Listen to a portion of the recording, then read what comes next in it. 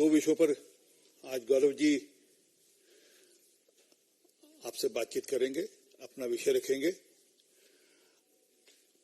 और बाद में फिर आपके जो प्रश्न होंगे उनको उत्तर भी देंगे। गौरव भाटिया जी। सभी पत्रकार बंधुओं को नमस्कार।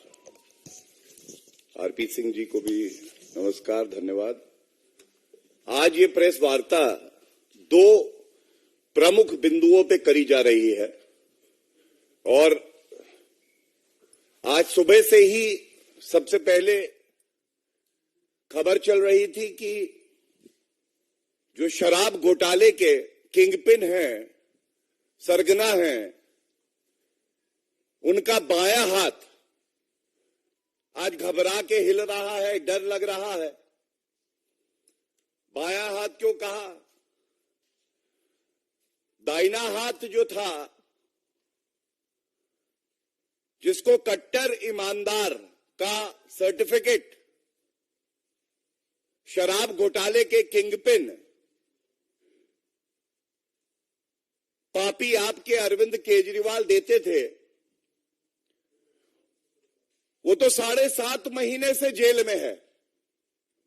कहना गलत नहीं होगा, भ्रष्टाचार की 7.5 अरविंद केजरीवाल पर भी असर कर रही है। आज उनका दूसरा हाथ संजय सिंह, उनके यहां पे भी जांच एजेंसियों की रेड होती है और इस मंच से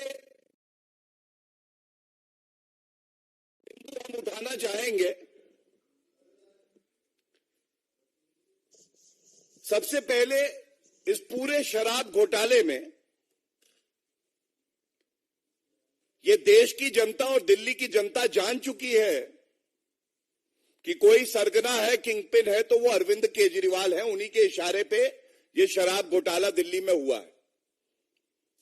लेकिन 3 तथ्य चिंताजनक है, गंभीर है, ये भारत की जनता के समक्ष रखना आवश्यक है। सबसे पहला, एक्यूज दिनेश अरोड़ा, इन्होंने कबूला है दिल्ली के मुख्यमंत्री आवास पर एक बैठक होती है जो शराब कारोबारी हैं। तो सबसे पहला प्रश्न यह है कि मुख्यमंत्री आवास ना हो गया, घोटाले का अड्डा हो गया, वहां वसूली हो रही है, कमीशन तय हो रही है। और ये बात कोई और नहीं कहता है, जो एक्यूज्ड है दिनेश अरोड़ा, ये कबूलते हैं। दूसरी बात देखिए कितनी चिंताजनक है। अरविंद केजरीवाल के इशारे पर संजय सिंह कहते हैं कि 32 लाख रुपया पापी आप अराजक अपराध पार्टी के कोष में दो। अब एक सांसद वसूली करता है मुख्यमंत्री आवास पर बैठकर।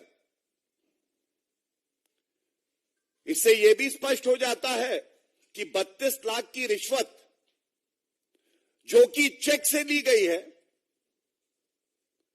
बाकी करोड़ों रुपया हो सकता है, जांच की परिधि में सामने आ चुका है, आगे भी आएगा, कैश ट्रांजैक्शन में करते हैं। लेकिन ये 32 लाख रुपए अरविंद केजरीवाल के कहने पे एक सांसद वसूली कर रहा है। ये चिंताजनक है। और इसलिए भी ये चिंताजनक है कि ये अपने आप को आम आदमी पार्टी बताते थे। आम आदमी लाल बत्ती तोड़ दे तो कार्रवाई हो जाती है। अब ये पापी इतने खास हो गए कि ये करोड़ों का शराब घोटाला करेंगे और उसके बाद कहेंगे कि हम पे कार्रवाई जो हो रही है ये राजनीतिक द्वेष के कारण हो रही है। आया आया था जनता का लाल बनकर, आया था जनता का लाल बनकर, रह गया शराब कारोबारियों का दलाल बनकर। जो व्यक्ति अपनी राजनीति की शुरुआत करता है यह कह के कि वीवीआईपी कल्चर नहीं होना चाहिए, भ्रष्टाचार को हम समाप्त करेंगे, और आज उस अरविंद केजरीवाल में इतनी हिम्मत नहीं है, और मैं चुनौती देता हूं इस मंच से, पहला, अरविंद केजरीवाल जी, अगर आपने हिम्मत है तो आप तुरंत प्रेस वार्ता करिए और कहिए कि ये 32 लाख रुपए जो दिनेश अरोड़ा एक एक्यूज कह रहा है कि आपको दिए गए हैं, ये नहीं लिए आपने। हो जाने दीजिए दूध का दूध और शराब का शराब, सच को आ जाने दीजिए सामने। हिम्मत है अरविंद केजरीवाल जी। और ये अरविंद केजरीवाल, इनको ये याद दिलाना भी आवश्यक है, 2015 में ही अरविंद केजरीवाल कहते थे मेरे किसी मंत्री के खिलाफ इतना सबूत होता तो हम उसका इस्तीफा ले लेते, जैसे तोमर और आसिम का लिया था। और भाजपा जेटली जी को बेशर्मी से बचा रही है और उसके बाद स्वर्गीय अरुण जेटली जी से माफी मांगते हैं, लेकिन इस्तीफा तुरंत लेने की बात करते हैं। अरविंद केजरीवाल जी, आपने जिसको कट्टर ईमानदार का प्रमाण पत्र दिया वो कट्टर बेईमान निकला, पूर्व उप मुख्यमंत्री, जो कि उस वक्त शराब मंत्री भी था। तो मैंने एक चुनौती उठाई कि आप डिनाई करिए कि 32 लाख का ये जो चेक है ये रिश्वत है, ये आपने नहीं लिए। और दूसरा, मैं ये जानना चाहता हूं ऐसा क्यों है जिसको आप कहते हैं कट्टर ईमानदार, वो सर्वोच्च न्यायालय जाता है, उसको राहत नहीं मिलती है। दिल्ली उच्च न्यायालय ईडी के मामले में और सीबीआई के मामले में 2 मामले चल रहे हैं, बेल नहीं देती है। और 7.5 महीने से वो कट्टर बेईमान मनीष सिसोदिया जेल की सलाखों के पीछे है। तो इसलिए मैं कहना चाहूंगा, दाहिना हाथ बायां हाथ दोनों लिप्त हैं इस भ्रष्टाचार में, लेकिन ये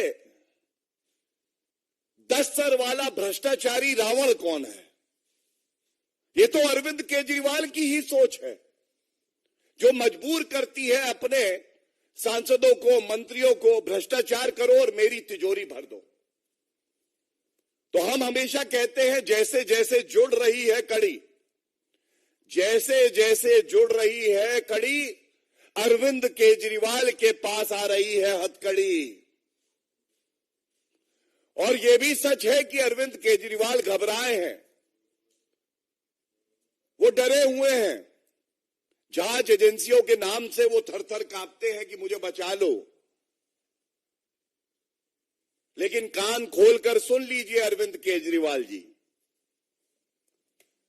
आपका ये मानना है आप बड़े खास हैं, पाप करेंगे, भ्रष्टाचार करेंगे, आप पे कार्रवाई नहीं होगी।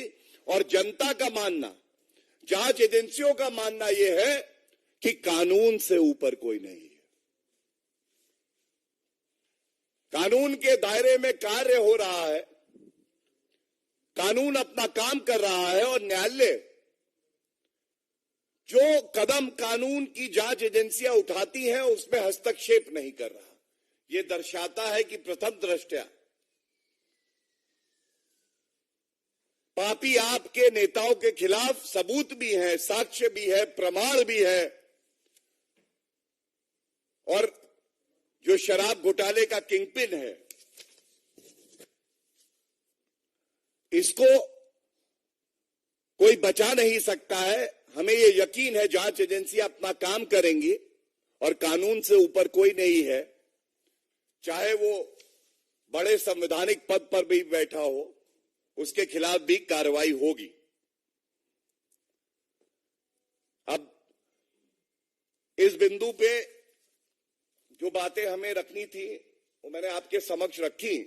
ये बड़े सवाल हैं, अरविंद केजरीवाल जी को चुनौती है, वो प्रेस वार्ता करें, जो प्रश्न हमने उठाए हैं, जो तथ्य रखे हैं, उनका खंडन करें, और अगर खंडन नहीं करते हैं तो ये मान लिया जाएगा शराब घोटाले का किंगपिन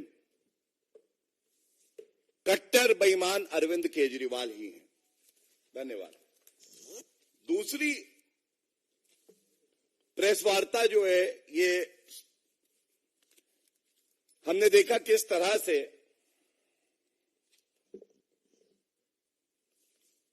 पत्रकारिता का चोगा ओढ़कर भारत विरोधी गतिविधियों में लिप्त, और वो भी ऐसे देश से आर्थिक सहायता ले रहे हैं जो परस्पर भारत का विरोध करता आया है, चीन से। न्यूज क्लिक अपने आप को एक पत्रकारिता से जुड़ी एजेंसी, वेबसाइट बताते हैं। उनके खिलाफ कार्रवाई हो रही है, और बड़ी जिम्मेदारी से यहां पे यह बताना आवश्यक है, गंभीर आरोप राष्ट्र सुरक्षा से जुड़े हुए जो आरोप है वो लगाए जा रहे हैं। ये पूछा जाना चाहिए कि क्या पत्रकारिता का मुखौटा पहनकर अंदर आपकी सूरत इतनी घिनौनी होगी कि वो देश के खिलाफ काम करेगी, और जब जांच एजेंसी अपना काम करेंगी तो आप कहेंगे कि ये पत्रकारिता करने से रोका जा रहा है। और दुख की बात तो ये है कि जब न्यूज क्लिक पे कार्रवाई होती है तो जो पत्रकार है, कुछ चीन से जो वित्त पोषित पत्रकार हैं और नेता हैं, उनको बड़ा दर्द होने लगता है। इसमें जो ईमानदार पत्रकारिता को बदनाम करते हैं ऐसे पत्रकार और घमंडिया के कुछ नेता निर्वस्त्र हुए हैं। उनका घिनौना चेहरा देश के सामने आया है। अगर सबूत हैं, अगर आरोप गंभीर हैं, तो क्यों नहीं जांच एजेंसी अपना काम करेंगे?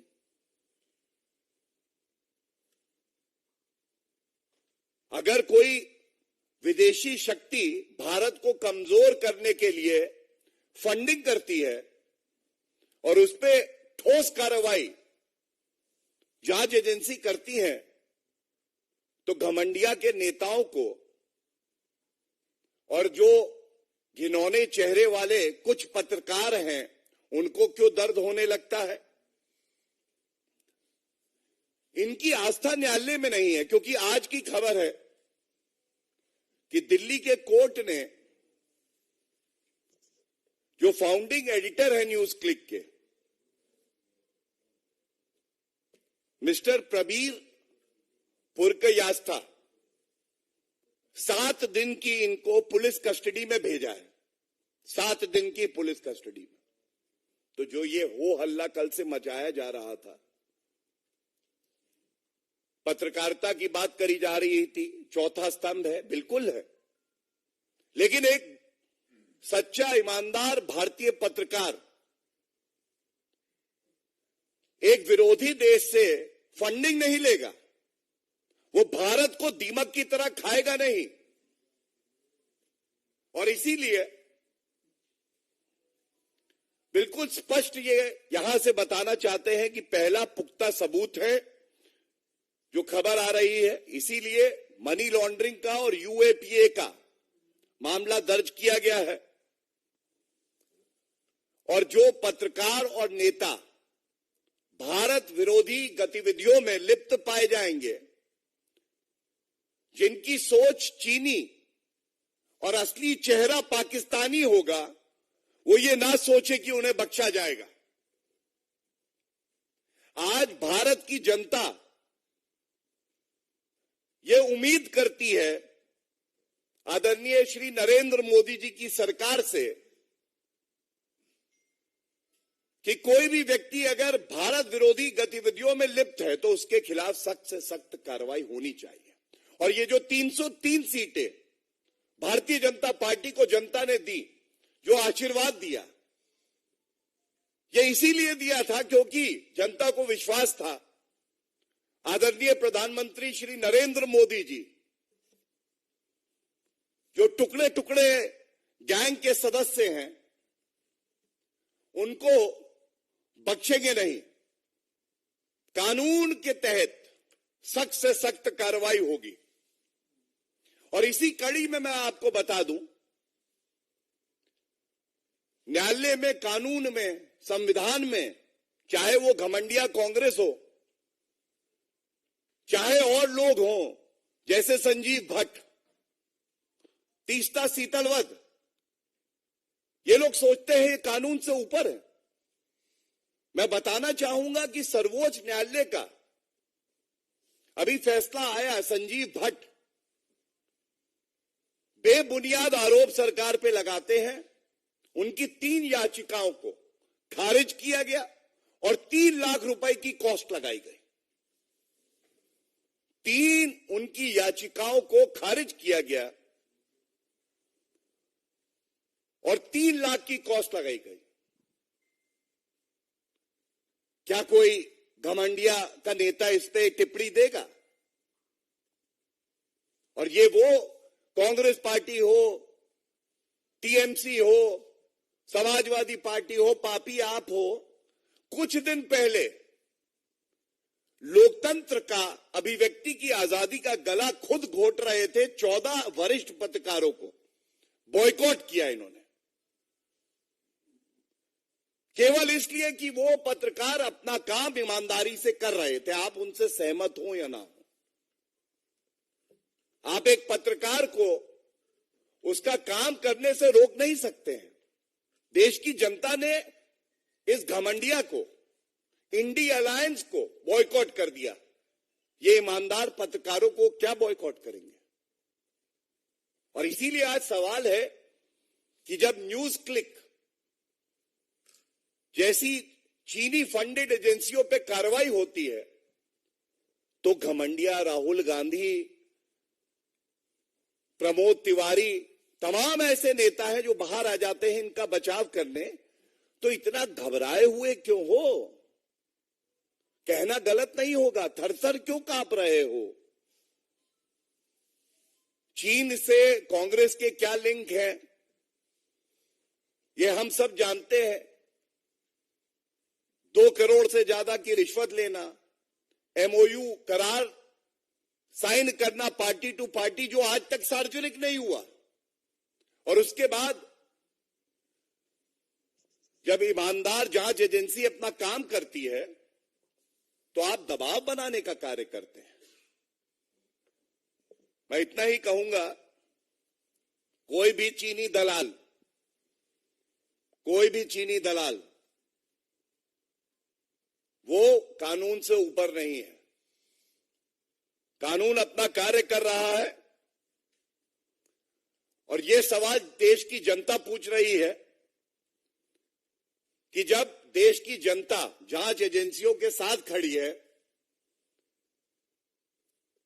प्रधानमंत्री नरेंद्र मोदी जी के साथ खड़ी है, तो क्या मजबूरी है राहुल गांधी की, ममता बनर्जी की, घमंडिया के जितने घटक दल हैं उनकी, कि वो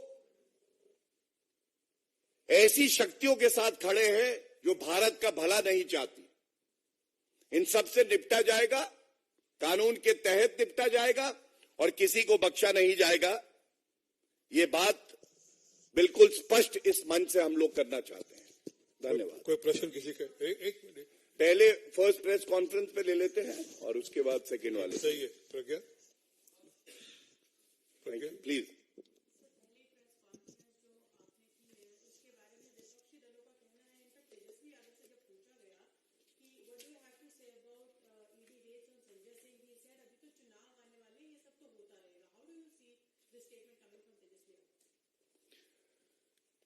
देखिए, जिनकी जैसी सोच है, मानसिकता है, वो उसी तरह की बात करते हैं। और ये कहना गलत नहीं होगा कि तेजस्वी यादव की पढ़ने लिखने की तो आदत भी नहीं है। जमीन दो नौकरी लो घोटाला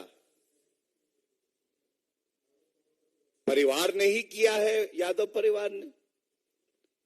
और ईडी सीबीआई अपना कार्य करती है, कानून संगत तरीके से करती है। इस मंच से मैं तेजस्वी यादव को एक तथ्य बता के चुनौती दे देता हूं।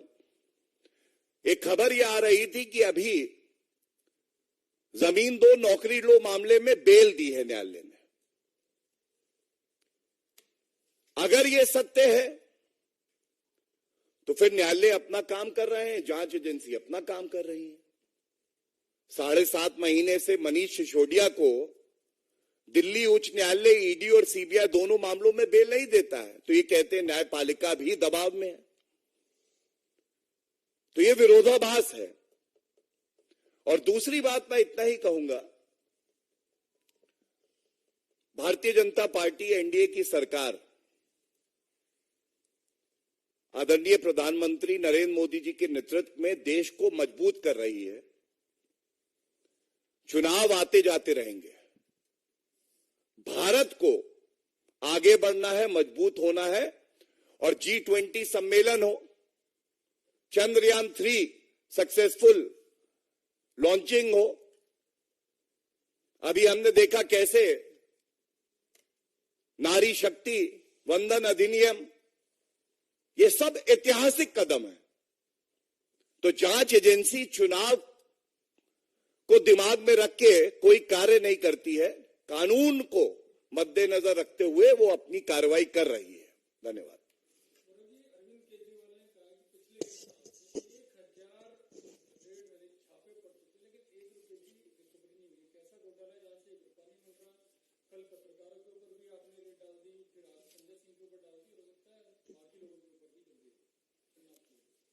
देखिए, आपका बहुत सम्मान करते हुए एक बात कहूंगा कि अगर भारत विरोधी गतिविधियों में जो लिप्त है उसे आप पत्रकार मानते हैं तो ये आपके लिए नुकसानदायक है और आपके लिए ये इंसल्ट है।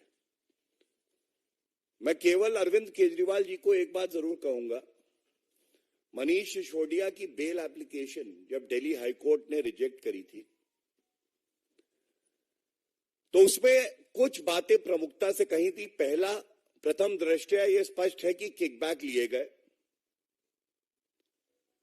दूसरा, जो बेनिफिशियरीज थे, शराब के कारोबारी थे, वो लोग स्वयं पॉलिसी फ्रेमिंग में, मीटिंग्स में और मुख्यमंत्री के साथ भी उपस्थित थे। ये चिंताजनक है। इन्होंने जो साक्ष्य और प्रमाण है और मोबाइल फोन है उसको नष्ट करने का प्रयास किया। अरविंद केजरीवाल जी, ऐसा क्यों है? और जैसा मैंने बताया, ये दिल्ली हाईकोर्ट के फैसले में भी आया है, जब बेल रिजेक्ट करी, बिल्कुल स्पष्टता से उन्होंने कहा इलेक्शन के लिए फंड्स जुटाए जा रहे थे शराब नीति से। और यही 32 लाख का मुद्दा एक और एक्यूज ने आज बताया है, तो ये बात पूछी जाएगी। और अंत करूंगा ये कह के, भ्रष्टाचारी अरविंद केजरीवाल की 7.5 की शुरुआत हुई है। 7.5 महीने से मनीष सिसोदिया, जिसको कट्टर ईमानदार बता रहे थे, वो कट्टर पापी निकला और उसकी बेल 7.5 महीने से नहीं हुई है। इस पे अरविंद केजरीवाल जरूर 2 शब्द कहेंगे। और ये जग जाहिर है, ये पूरा शराब घोटाला किसी ने अगर इसकी रचना करी, कोई किंग पिन है कोई कट्टर बेईमान है, कट्टर पापी है, तो वो अरविंद केजरीवाल है।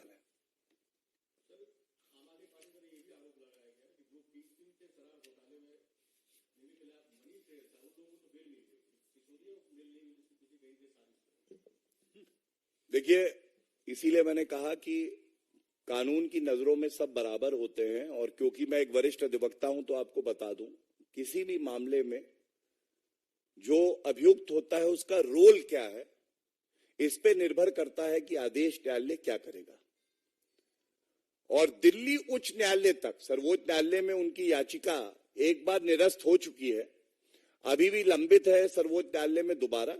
और दिल्ली उच्च न्यायालय ने ईडी और सीबीआई दोनों मामलों में ये पाया कि जो सारी रचना शराब नीति की करी गई है, ये उस वक्त के उप मुख्यमंत्री मनीष सिसोदिया द्वारा ही की गई है। मैंने सारे आरोप भी आपको बताए, और ये हमारा मानना है कि पापी आप में अरविंद केजरीवाल के इशारे पर जनता के रुपयों को लूटा गया और अपनी तिजोरी में भरा गया। और इसीलिए मैं ये उम्मीद जरूर करता हूं कि अरविंद केजरीवाल में इतनी नैतिकता होगी, वो बाहर आके प्रेस करेंगे और सवालों का उत्तर देंगे, लेकिन मुझे ये भी यकीन है कि वो करेंगे नहीं, क्योंकि वो थर थर कांप रहे हैं। उनको पता है उन्होंने कानून तोड़ा है, वो भ्रष्टाचारी है। Any other questions? Thank you. बोलिए।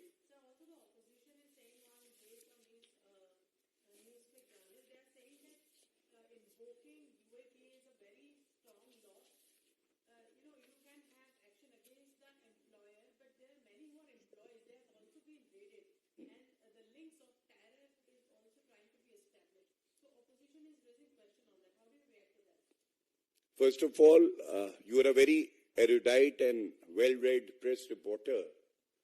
Nothing can be established in thin air without witnesses, without evidence. I think the citizenry of the country trusts the investigating agencies. We should do the same. And let me tell you, there could be nothing more serious than jeopardizing national security of our country, Bharat. If you even think of it, if you attempt to do that, then yes, UAPA is the right law that should be invoked, and in this case also, the investigating agencies, who are well versed with the laws of the country, are invoking a serious law so that in the future, no person masquerading as a journalist attempts to violate the integrity and sovereignty of our country. Thank you. Thank you.